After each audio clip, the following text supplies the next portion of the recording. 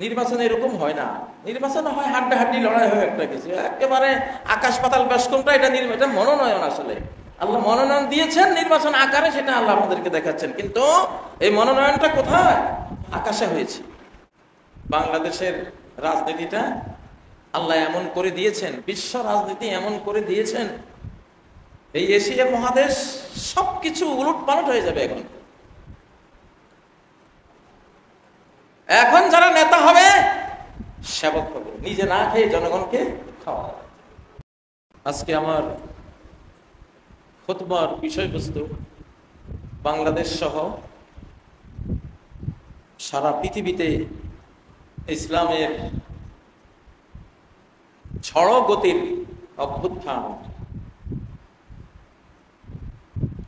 আমরা কোরআন ও সুন্নাহ থেকে জানি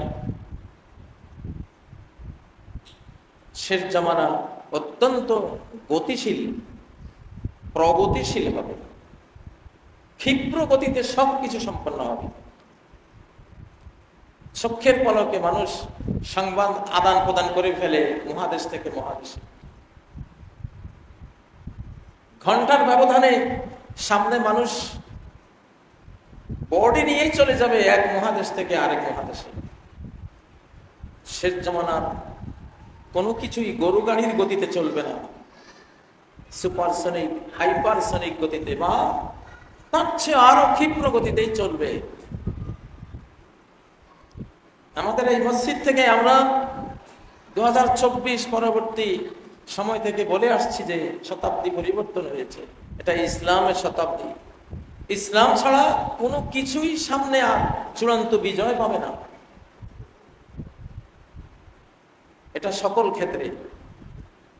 আমরা ডাকসু নির্বাচন দেখলাম, জাকসু নির্বাচনও দেখছি। মিলিয়ে দেখুন শতাব্দীর চরিত্রের সাথে এটা ইসলামের শতাব্দী কিনা। অবশ্যই ইসলামের শতাব্দী। মুসলিমদের হৃদয়গুলো, বরং গোটা পৃথিবীর সকল জাতির হৃদয়গুলো যেন, যাদের কপালে হেদায়েত আছে, সব আল্লাহ ইসলাম মুখী করে নিয়েছে। এগুলো ইনফরমেশন, এগুলি সংবাদ। এখন বিশ্ব সংবাদ বিবিসি লন্ডন দিতে পারবে না, ভয়েস অফ আমেরিকা দিতে পারবে না। বিশ্ব সংবাদ গভীর, একেবারে আনসিন বিশ্ব সংবাদ সিএনএন দিতে পারবে না, সেটা আমরা পারবো। আমরা কারা? কোরআনওয়ালারা। কোরআনে সারা কোরআন দুই ভাগে বিভক্ত। আল্লাহ নিজে বলেছেন সূরা আল-আনআমের 115 নম্বর আয়াতে, وَتَمَّتْ كَلِمَةُ رَبِّكَ صِدْقًا وَعَدْلًا। তোমার রবের প্রতিটি কথা কমপ্লিট, পরিপূর্ণ হয়েছে। সিদকান, সংবাদের ক্ষেত্রে সত্যতা দিয়ে, ওয়াদলান, অর্ডারের ক্ষেত্রে ইনসাফ দিয়ে। সারা কোরআনে দুইটা জিনিস আছে, সংবাদ, এগুলি সব সত্য। সিদকানের সম্পর্ক সংবাদের সাথে। সিদকান ফিল আখবার, সমস্ত বিশ্ব সংবাদ কোরআনে আছে। মানে যদি এই মোবাইলের পিছনে না গিয়ে কোরআনের পিছনে দিনটা কাটায়, তাহলে মোবাইল লাগবে না। সিএনএন যা বলবে, বিবিসি যা বলবে, ভয়েস অফ আমেরিকা যা বলবে, আর বাংলাদেশ যা বলবে সংবাদ, এটি সব কোরআনে পাওয়া যাবে। আমি সংবাদগুলি পৃথিবীর কোনো মাধ্যম থেকে নিচ্ছি না, আমি সংবাদগুলি আপনাদেরকে দিচ্ছি কোরআন থেকে। আমি কোরআনিক জার্নালিস্ট, কোরআনিক জার্নালিস্ট। সারা পৃথিবীর সংবাদ সংস্থাগুলি আমাদের থেকে সংবাদ নেয়, আমরা এটাও জানি, কিন্তু আমাদের নাম বলে না, নাম বলে না, কিন্তু সংবাদগুলো আমাদের থেকে তারা নেবে, নিতে বাধ্য। একটা ঝড় গতির উত্থান ইসলামের হবে, ঝড় গতির, সাইক্লোন গতির। কেউ থামাতে পারবে না, কারণ এটা আকাশের টান। টানটা দিয়েছে কে? আকাশের মালিক আল্লাহ। সবকিছু ঘটবে অলৌকিক, মিরাকল, কল্পনার বাইরে। 24 পূর্ববর্তী রাজনীতি নাই, 24-এর আগের রাজনীতি নাই, অযথাই এগুলো নিয়ে মানুষ এগুতে চাইলে যত এগোবে তত পিছাবে। এখন রাজার রাজনীতি চলবে, গোলামের রাজনীতি শেষ। গোলামের রাজনীতি শেষ, রাজার রাজনীতি চলবে। রাজাকে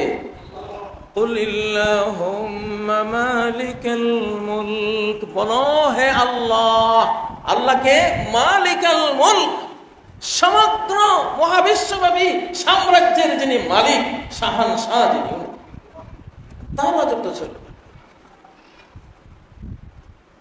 তিনি একটা ভোট দিবেন, আপনি উঠে যাবেন, আর কারো ভোটের চিন্তা করা লাগবে না। উনি ভোট দিলে কোন মাখলুকাত আপনাকে ভোট দেবে, উনি সমর্থন দিলে আপনার ক্যাম্পেইন আপনি করা লাগবে না, আপনার মার্কেটিং উনি করবে হৃদয়ে হৃদয়ে। বান্দাদের হৃদয় কারো হাতে নাই, বান্দার নিজের হাতেও নাই। আমার মন আমার হাতে নাই, আল্লাহ হাতে। রহমান, রহমানের 2 আঙ্গুলের মাঝখানে, যেদিকে চান সেদিকে ফিরান। আগামী বাংলাদেশ আলিম ওলামারা চালাবেন ইনশাআল্লাহ, আগামী বিশ্ব ওলামারা চালাবেন। এগুলি কোনো আইডিয়া করে বলা কথা না, এগুলি ইনফরমেশন, সত্য ইনফরমেশন, এবং সেটা ঝড় গতিতে আসতেছে, দ্রুত গতিতে আসতেছে, কল্পনার বাইরে এটা আসতেছে, এটা হবেই। অতএব আমাদের কি করা উচিত?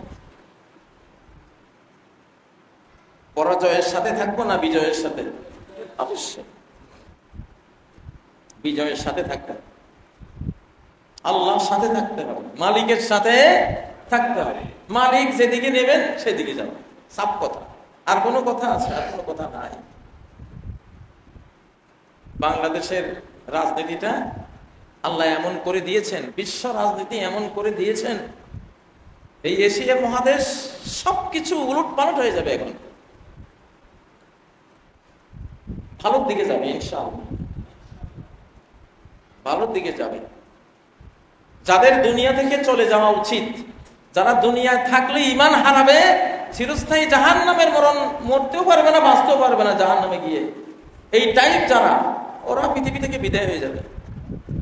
খিজির আলাইহিস সালামের শিশুর মতো, কারণ শিশুটা বেঁচে থাকলে বেঈমান হবে, নিজের মা বাবাকেও বেঈমান বানাবে। অতএব উনি সরিয়ে দিয়েছেন, তুমি বাবা চলে যাও দুনিয়া থেকে, ঈমান নিয়ে জাহান্নামী হওয়ার আগে আগে চলে যাও।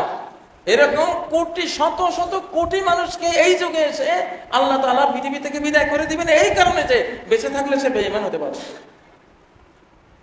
আবার কোটি কোটি মানুষ বিদায় হবে, জেনুইন শাহাদাত বরণ করবে, আল্লাহর জন্য জীবন দেবে, তারা হেদায়েত প্রাপ্ত, তারাও জীবন দিয়ে দুনিয়া থেকে যাবে।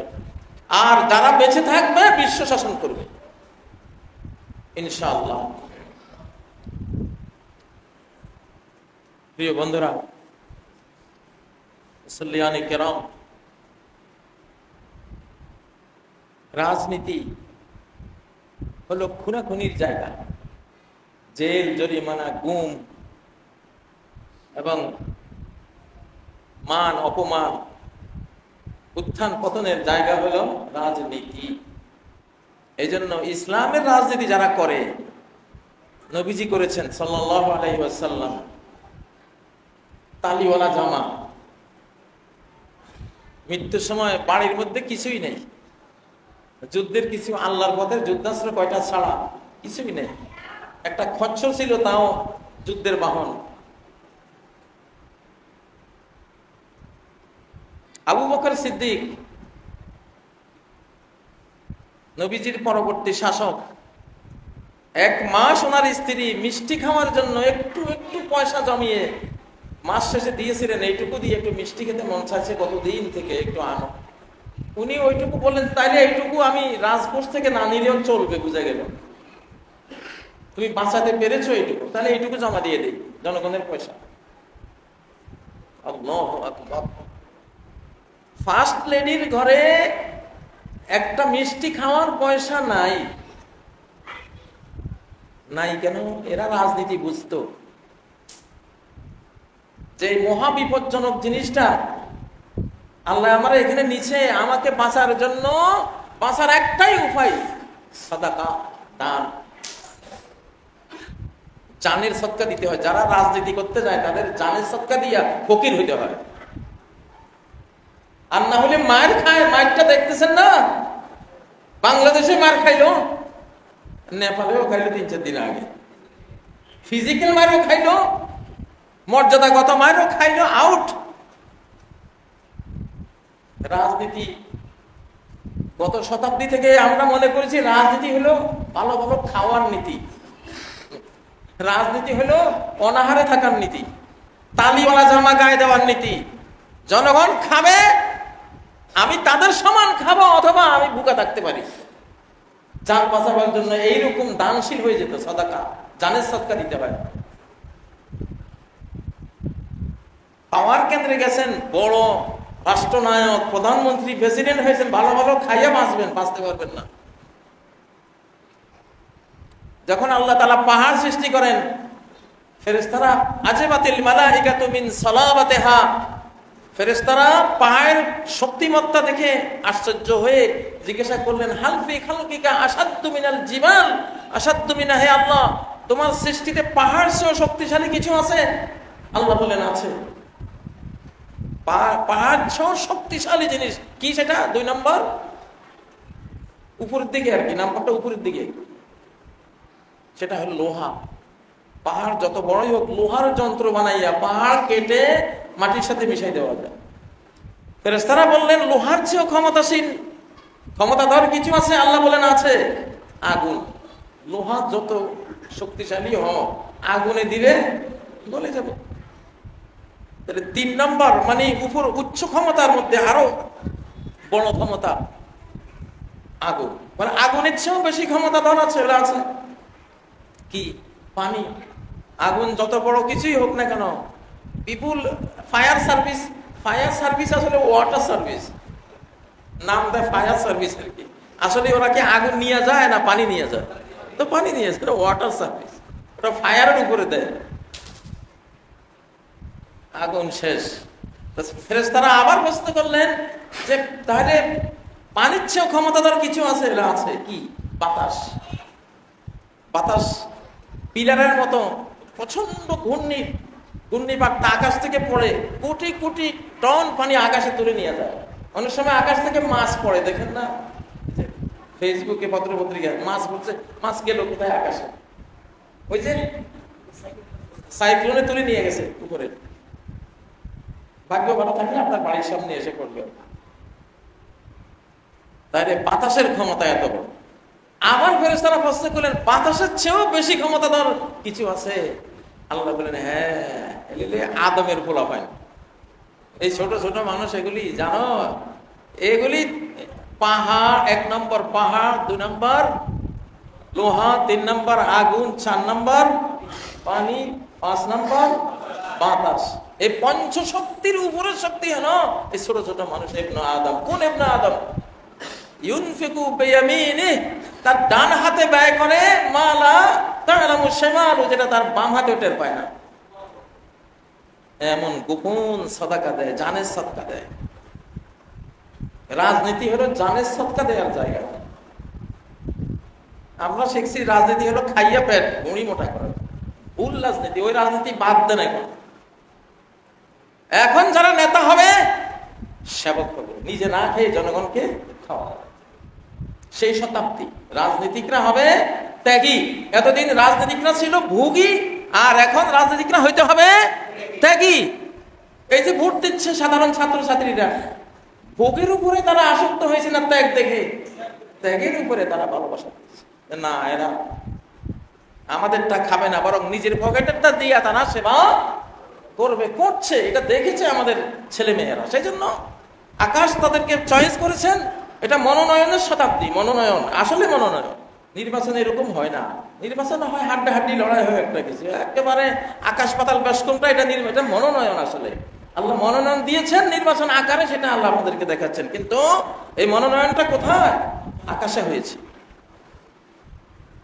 তো এটা কোরআনে বানায়। এই ধরনের মানুষ বানায় কে? কোরআন। যে ছেলেরা আজকে সাধারণ ছাত্রছাত্রী এবং গোটা জাতি, গোটা পৃথিবীর মায়া আকর্ষণ টেনে নিচ্ছে আমাদের তরুণ, আমি জানি এদের এই ঊর্ধ্বে ওঠার মূল চাবিকাঠি হলো আল কোরআন। এরা কোরআন পড়ে, এরা কোরআন পড়ে। এদের মতো কোরআন বাংলাদেশে কোন দলের চর্চার মধ্যে নাই। প্রচুর কোরআন পড়া, এটা জানো। আর কোরআন কি জিনিস? ইন্নাল্লাহা ইয়ারফাউ বিহাযাল কিতাবে আকওয়ামান, আল্লাহ কোরআন দিয়ে বহু জাতি গোষ্ঠীকে উপরে তুলে নেন। আপনি মহাকাশে যাইতে হলে তো একটা মহাকাশ যানে উঠতে হবে। রাজনৈতিক মহাকাশে উঠতে গেলে তো মহাকাশ যান হলো কোরআন। মহাকাশ যান কোনটা? নবী বলছেন ইন্নাল্লাহা ইয়ারফা, আল্লাহ তুলে নেন বিহাযাল কিতাব, এই কোরআন দিয়ে আকওয়ামান, অনেক জাতি গোষ্ঠীকে, অনেক দল কোরআন দিয়ে তোলেন। কি দিয়ে? কোরআন দিয়ে তোলেন। ওয়ায়াদাউ বিহি আখারিন, কোরআন গ্রহণ করার কারণে, পড়ার কারণে, চর্চা আমল করার কারণে তাদেরকে আল্লাহ তোলেন। আর যারা কোরআন পড়ে না, চর্চা করে না, ঈমান রাখে না কোরআনের প্রতি, কোরআনিক শাসন, কোরআনিক জীবন চায় না, ইয়াদাউ, আল্লাহ তাদেরকে নিচে ফেলাই দেন। আসল কাহিনী হলো এখানে। আসলে এই উত্থান, এক দলের উত্থান এই যুগে, এই কোরআন ইসলামের শতাব্দীতে যেই দলটার উত্থান হচ্ছে কোরআনের কারণে হচ্ছে, আর যাদের পতন হচ্ছে কিসের কারণে? কোরআন বর্জনের কারণে হচ্ছে। और तुम खार हुए तारिके कुरान होकर, তোমরা লাঞ্ছিত হয়েছ কোরআন বর্জন করে। এটা সত্য। যে কেউ এখন কোরআনের বিরুদ্ধে, ইসলামের বিরুদ্ধে দাঁড়াবে, তার পতন অনিবার্য। ইসলামোফোবিয়ার যুগ শেষ, ইসলামকে জঙ্গিবাদ বলার যুগ শেষ। ওটা পায়ের নিচে পিষ্ট করে দিয়েছে আল্লাহ তাআলা। ইসলামকে মৌলবাদ, ইসলামকে চরমপন্থা, হাবিজাবি, এগুলি এখন যত বলবেন, ইসলামকে যত বেশি জঙ্গিবাদ বলবেন, যত বেশি মৌলবাদ বলবেন, যত বেশি চরমপন্থা বলবেন, তত মানুষের হৃদয়টা ইসলামের দিকে যাবে। যে হ্যাঁ, এই যে এখন কোরআন ইসলামের কথা বলে পাকিস্তানি, ওকে, যত পাকিস্তানি বলবেন তত হিন্দুস্তানিরা পরাস্ত হবেন। মানুষ ধোঁকাবাজির দিন বুঝে গেছে, ধোঁকাবাজি, প্রতারণা বুঝে গেছে। আমরা ভাই মুসলিম, আমি ব্যক্তিগতভাবে কোনো দল করি না, কিন্তু রাজনীতিতে বুঝি, কোরআন থেকে বুঝি। সবাই আসেন, যারা রাজনীতি করতেছেন এই শতাব্দীতে, আপনি কোরআন নিয়ে আসেন অন্তর থেকে, যে না, আমি পরিবর্তন হব। আল্লাহ তাআলা শতাব্দী পরিবর্তন করে দিয়েছেন, আমি পরিবর্তন হব। হযরত ওমর তো নবীজিকে হত্যা করতে গিয়া ছাত্র হয়ে গেলেন, হলেন না? উহুদের দিন 70 বেশি সাহাবী হত্যা করেছেন যিনি নেতৃত্ব দিয়ে, খালিদ বিন ওয়ালিদ। লাস্টে তিনিও তো পরিবর্তন হয়েছে, মুসলিম হয়েছে। উহুদের দিনে কাফেরদের যে নেতা ছিল আবু সুফিয়ান, সে আবু সুফিয়ান এই নবীজির পক্ষ হয়ে, মুসলমান হয়ে ইয়ারমুক সহ বড় বড় রোমান সাম্রাজ্য, পারস্য সাম্রাজ্যের বিরোধী যুদ্ধগুলির নেতৃত্ব দিয়েছেন। পরিবর্তনের, ইসলাম তো পুরাটাই পরিবর্তনের ইতিহাস। এই বাংলাদেশেও তো শাহজালাল রহমতুল্লাহ আলাইহির হাতে লক্ষ লক্ষ নমশূদ্র, ডোম, কচ্ছপ, হরিজন, নিম্ন শ্রেণীর বিভিন্ন জাত গোষ্ঠী ইসলাম কবুল করে পরিবর্তন হয়েছেন না? আমাদের তো আর ধর্ম পরিবর্তন করা লাগে না, আমরা তো ধর্মই আছি, শুধু একটু মনোভাবটা পরিবর্তন করেন যে না, এতদিন চলছে একভাবে, এখন আর ওইভাবে চলবে না, কোরআনের ছাত্র হইতে হবে। আমি এগুলি কোনো আপনাদেরকে আইডিয়া করে ওয়াজ করছি সেটা না, খবর দিচ্ছি, সংবাদ, বিশ্ব সংবাদ দিচ্ছি আপনাদেরকে কোরআন থেকে, হাদিস থেকে। এবং এটা যে সাইক্লোনের গতিতে হবে, এটা হাদিসে আছে, ইয়াতাকারাবুজ জামান, সহিহ বুখারীর হাদিস, কিয়ামতের আলামতগুলির হাদিস, যে যুগ প্রচন্ড গতিশীল হয়ে সময় একটা আরেকটার কাছিয়ে যাবে।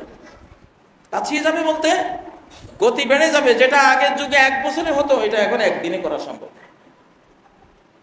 কম্পিউটার দিয়ে হিসাব নিকাশ দেখা যায়, বছরের পর বছরের হিসাব একদিনে শেষ। একটা চিঠি আসতে আমেরিকা থেকে বাংলাদেশে আগের যুগে 1-2 মাস চলে যেত, এখন কয়েক সেকেন্ড। গতি বেড়ে গেছে না? 10টি যে কিয়ামতের আলামত নবীজি বলেছেন, আল আমারাত কা খারাজাতিন মানজুমাত, শেষ জামানার এই বড় বড় নিদর্শনগুলো আসবে তসবির দানার মতো। মালা অথবা তসবির মধ্যে যে গুটিগুলি বাঁধা থাকে, রশিটা ছিঁড়ে গেলে সময় লাগে, গোটা তসবির দানাগুলি পড়ে যেতে সময় লাগে? সময় লাগে না, তো একটার পর একটা। এই সূর্য পশ্চিমে উঠবে, এই দেখা যাবে যে 3টা ভূমিধস হয়ে গেছে।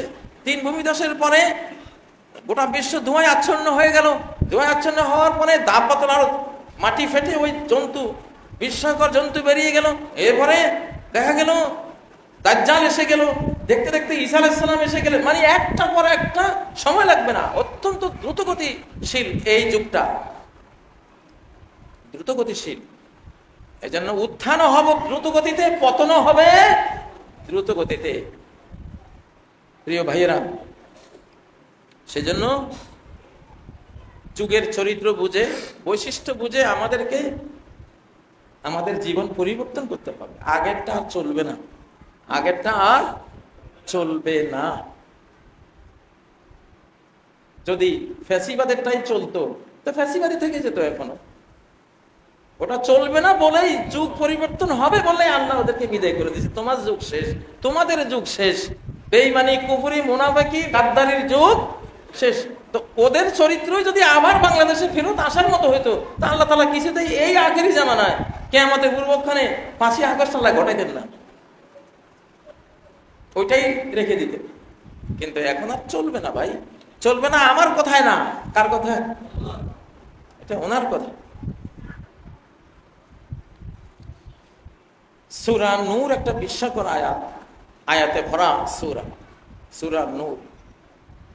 প্রত্যেক নারী পুরুষকে সূরা নূর পড়া জরুরি। মুসলিম সাম্রাজ্যে সূরা নূর সকল নারীকে পড়ানো হতো আগে, আমরা হারাই ফেলছি, আমরা পড়ি না। সূরা নূরের মধ্যে 35 নম্বর আয়াত থেকে 55 নম্বর আয়াত পর্যন্ত, 55 নম্বর আয়াতে বলছেন গোটা বিশ্ব সাম্রাজ্য আল্লাহ তোমাদেরকে দেবেন, তোমরা কারা? যারা ঈমান আর সৎ চরিত্রতা, সৎ আমল, সৎকর্ম এগুলোর উপরে যাদের জীবন, আল্লাহ তাদেরকে লা ইস্তাখলিফান্নাহুম ফিল আরদ, আল্লাহ তাদেরকে গোটা পৃথিবীতে খেলাফত দেবেন, কর্তৃত্ব দিবেন, নেতৃত্ব দিবেন। এই কথাটা বলার আগে আল্লাহ অনেকগুলি বিধিবিধান উল্লেখ করেছেন এবং এর পরেও উল্লেখ করেছেন। কোন চরিত্রের মানুষদেরকে আল্লাহ বিশ্ব খেলাফত দেবেন, কোন যুবকদেরকে আল্লাহ তাআলা দেন। 55, 56, 57 এই আয়াতগুলিতে এগুলি আলোচনা করে 58 নম্বর আয়াতে বলছেন, ও ঈমানদাররা, তোমাদের মধ্যে যারা নাবালক, শিশু, 5-6 বছর, 7 বছর, 8 বছর নাবালক পোলাপান, তোমাদের কীটদাস কীটদাসী নাবালক পোলাপান, লিয়াস্তাযিনকুম, তারা যাতে তোমাদের 3 টাইমে তোমাদের কামরায়, তোমাদের রুমে, তোমাদের ঘরে ঢুকতে আগে পারমিশন নেয়, আগে পারমিশন চায় যে আমি আসবো আপনার রুমে।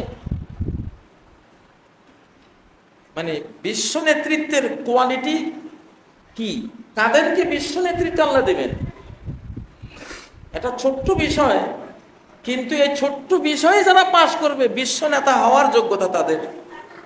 এইরকম অনেকগুলো বিষয় এই সূরার মধ্যে আল্লাহ উল্লেখ করেছে। 3টা টাইম আছে, যে 3 টাইমে মায়ের নাবালক সন্তানটাও লাম ইয়াবলুগুল হুলুমা মিনকুম, এখনো বালক হয় নাই, সাবালক হয় নাই, 6, 7, 8 বছর, 9 বছর, 10 বছর, এই জাতীয় পোলাপান, তোমাদের পার্সোনাল রুম, মা বাবার পার্সোনাল রুম, বা শুধু মা আছে অথবা শুধু বাবা আছে, পার্সোনাল রুমে ঢুকতে উইদাউট পারমিশন ঢুকতে পারবে না। এটা ইসলামিক কালচার, গোটা ইসলামিক সাম্রাজ্যের সভ্যতা। নারী জাতিটা কতটা সংরক্ষিত। আপনার মা, আপনি মায়ের ঘরে ঢুকতে পারবেন না 3 টাইম অনুমতি ছাড়া। মিন ক্বাবলে সালাতিল ফজর, ফজরের নামাজের আগে। ঘুমিয়েছে, মা ঘুমিয়েছে, ঘুমের মধ্যে সবাই একটু অসতর্ক থাকে, আপনি ওই টাইমে মা হোক না মা,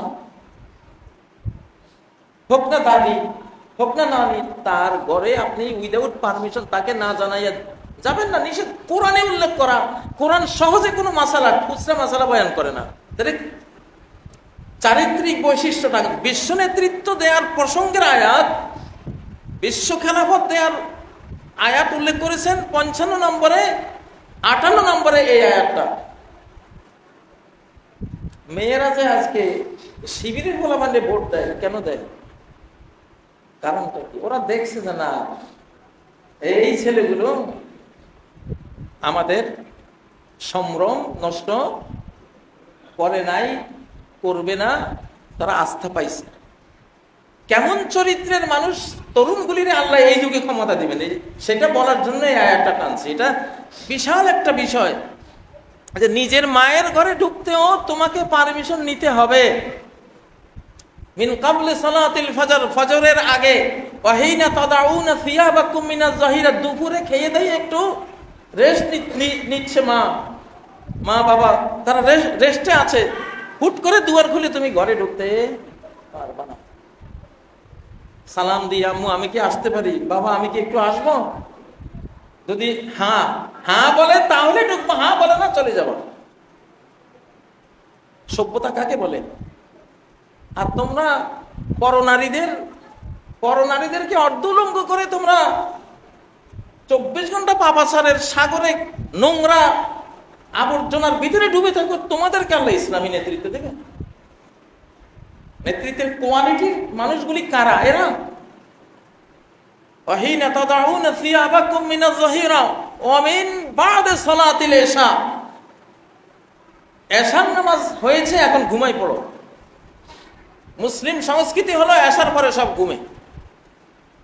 আর বেঈমানরা এতদিন এশার পরে ঘুমাইতো না, রাত 12টা 1টা 2টা পর্যন্ত জাগনা থাকার এই বদ অভ্যাসটা আমরা শিখছি বেঈমানদের কাছে। এখন বেঈমানরা মুসলমান হয়ে গেছে এই ক্ষেত্রে, ওরা এখন 8টা বাজে ঘুমায়। আমেরিকায়, কানাডায়, ইউরোপে ওরা 8টা বাজে ঘুমায়। কোরআনের আমল অমিন বাদে সালাতিল ইশা, এশার পরে মায়ের ঘরে বাবার ঘরে যাইতে পারমিশন লাগবে, কারণ সিস্টেমে এটা যে এশার পরে ঘুমাবে সবাই।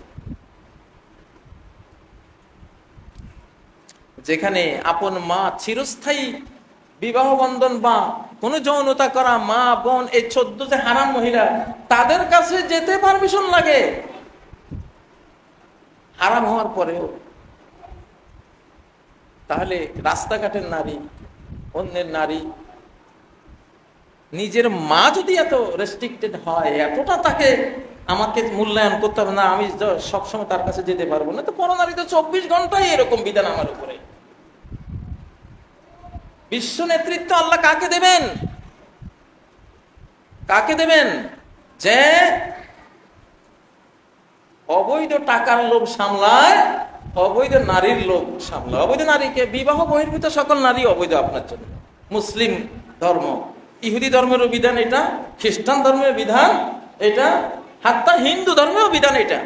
কোন ধর্মই নিজের বিবাহিত স্ত্রী ছাড়া পরনারীর সাথে সম্পর্ক করাকে পবিত্র মনে করে না। তাহলে চরিত্র পাল্টাতে হবে। এখন যদি কেউ রাজনীতি করতে আসেন, তাকে ইউসুফ চরিত্রের হতে হবে। কোন চরিত্র? ইউসুফ চরিত্রের হতে হবে। আমাদের যে ছেলেগুলো আজকে আপনারা দেখছেন যে আল্লাহ তাআলা তাদেরকে মনোনীত করছেন, আল্লাহ তো জানেন তারা কি ধরনের মনোভাব পোষণ করে সম্পদের ক্ষেত্রে আর নারীদের ক্ষেত্রে। আমি বহু আগে বলেছি, আমাদের এই ছেলেগুলো অর্থনৈতিক আউলিয়া, আলহামদুলিল্লাহ। ওরা 1 পয়সাও কারো আত্মসাৎ করার মতো রেকর্ড আমার কাছে নাই। এরা অর্থনৈতিক আউলিয়া। মা বোনদের ক্ষেত্রেও এরা আউলিয়া, ওই চরিত্রের কোনো রেকর্ড নাই। যে কোনো মেয়ে বলতে পারবে না যে এই যে ইসলাম প্রচারক, এই যে তরুণরা, এদের কোনো ব্যাড কোনো রেকর্ড আছে, এটা নাই। এই যে নারীদের বিধান, সম্পত্তির বিধান, বিশ্ব নেতৃত্বের ওই সূরাগুলিতে এগুলি আল্লাহ আলাপ করেছেন। মানে এইটাই হলো কোয়ালিটি তোমার। তুমি এই কোয়ালিটিতে আসো, আমি তোমার সাম্রাজ্য দেব।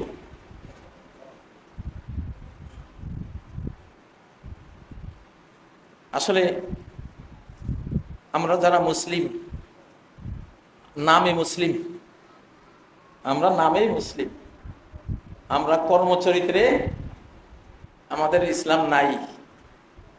সৌভাগ্য যে বাংলাদেশে লক্ষ লক্ষ আলিম ওলামা আছে, ইসলামের একটা ভালোবাসা, আবেগ আমাদের ভিতরে আছে, ওইটার পিছনে আমরা বেঁচে যাব।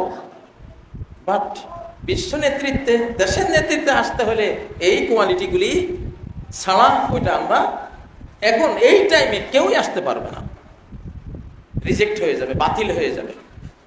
এই জন্য দুঃখ করে কোনো লাভ নেই, নিজের ব্যাপারে আফসোস করে লাভ নেই। পরিবর্তনের সুযোগ আছে, তওবা ইস্তেগফারের দরজা খোলা আছে, আমরা ঠিক হয়ে যাই ইনশাআল্লাহ।